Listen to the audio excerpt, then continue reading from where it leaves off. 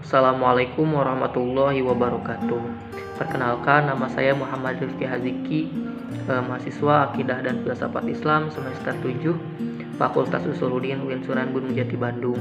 Di sini saya akan mereview sebuah artikel yang berjudul Nusus dan Disharmoni Rumah Tangga, karangan Ida Zahara Adibah. Saya mendapatkan artikel ini dari Jurnal Inspirasi volume 1 nomor 3 yang terbit pada bulan Juni 2018. Artikel ini ditulis karena dilatar belakangi oleh kekerasan keluarga dan marginalisasi hak-hak perempuan. Sebagaimana kita ketahui bahwasannya keluarga merupakan kelompok sosial primer. Di dalamnya, anggota keluarga saling bertukar pengalaman atau experience exchange yang mempengaruhi terhadap pembentukan kepribadian orang yang berada di dalam keluarga tersebut. Nah, keluarga yang ideal adalah keluarga yang mampu mengayomi seluruh anggota keluarga yang ada di dalamnya. Namun, kenyataannya tidak semua rumah tangga dapat menciptakan suasana damai dan bahagia. Terkadang dalam keluarga terjadi kekerasan, baik secara fisik maupun secara psikis. Dengan alasan apapun, kekerasan tidak dapat dibenarkan. Artikel ini juga ditulis dikarenakan terjadinya marginalisasi hak-hak perempuan yang dilatar belakangi oleh kondisi sosial budaya yang selalu berpihak pada kaum laki-laki atau patriarki superior dan menempatkan perempuan dalam posisi rendah atau subordinatif inferior. Metode penelitian dalam artikel ini adalah metode kepustakaan atau library research, yaitu pengumpulan data dan informasi dari berbagai sumber yang berkaitan dengan pokok pembahasan. Penelitian ini juga bersifat kualitatif dengan pola deskriptif, yaitu penelitian yang semata-mata menggambarkan atau mendeskripsikan keadaan atau kejadian atas suatu objek yang diuraikan secara jelas dan sistematis. Adapun temuan yang saya dapatkan dalam artikel tersebut yaitu secara terminologi, nusus adalah perbuatan keluar dari ketaatan. Sedangkan menurut syara, nusus adalah meninggalkan kewajiban bersuami istri atau sikap acuh tak acuh yang ditampilkan oleh suami ataupun istri. Dalam bahasa Arab, nusus digambarkan bentuk kebencian istri terhadap suami ataupun sebaliknya. Namun lazimnya nusus diartikan sebagai durhaka atau kedurhakaan, baik secara lisan ataupun secara tindakan. Dalam kitab fikih atau tafsir klasik, nusus sering ditujukan pada istri yang tidak taat pada suami. Padahal dalam Al-Quran juga terdapat ayat yang menjelaskan kenususan laki-laki, seperti halnya dalam Quran Surat An-Nisa ayat 128. Meski ayat ini sering diartikan berbeda, ketika merujuk perempuan, nusus berarti ketidakpatuhan istri terhadap suami. Sedangkan ketika merujuk pada suami, berarti suami bersikap keras terhadap istrinya dan tidak mau memberikan haknya. Al-Quran telah memberikan solusi pemecahan masalah nusus, baik untuk laki-laki dan perempuan. Namun, dalam kitab-kitab klasik, seringkali permasalahan nusus diserahkan kepada kaum laki-laki. Hal ini tentu saja ulama tersebut dilatar belakangi oleh pemahaman konsep bahwa laki-laki itu pemimpin dalam keluarga.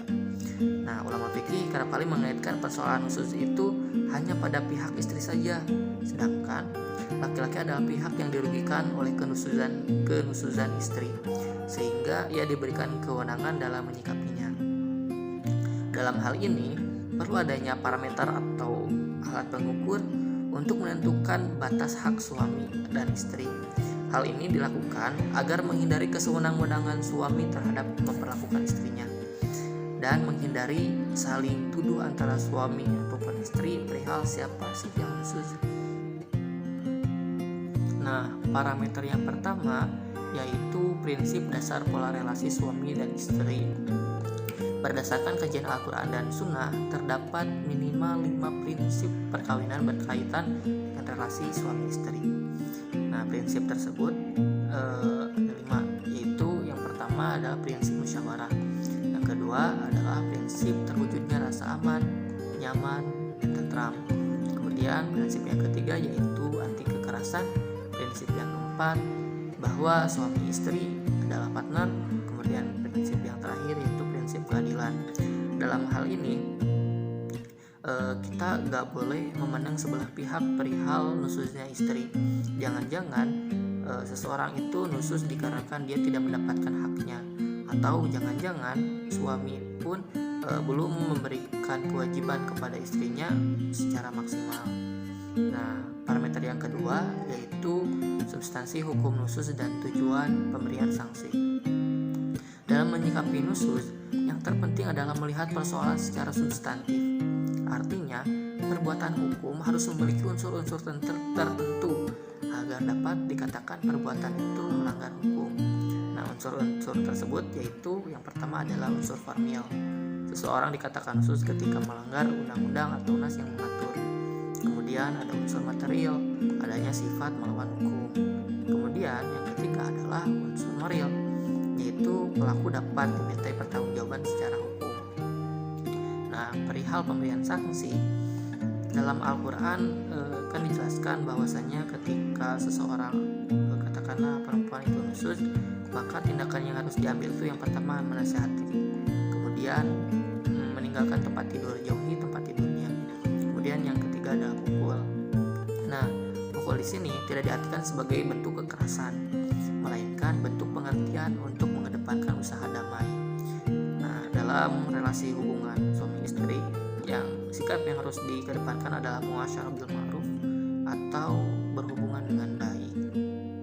Pendapat saya perihal artikel ini berkaitan dengan studi gender yang telah dilaksanakan, yaitu sikap saya itu setuju bahwasannya kita mendambakan keluarga yang harmoni.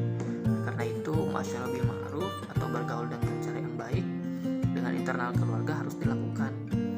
Karena hubungan suami istri dalam rumah tangga bukanlah hubungan yang saling mendominasi satu sama lain, tetapi hubungan yang harmonis dan saling menghormati dan dilandasi dengan kasih sayang.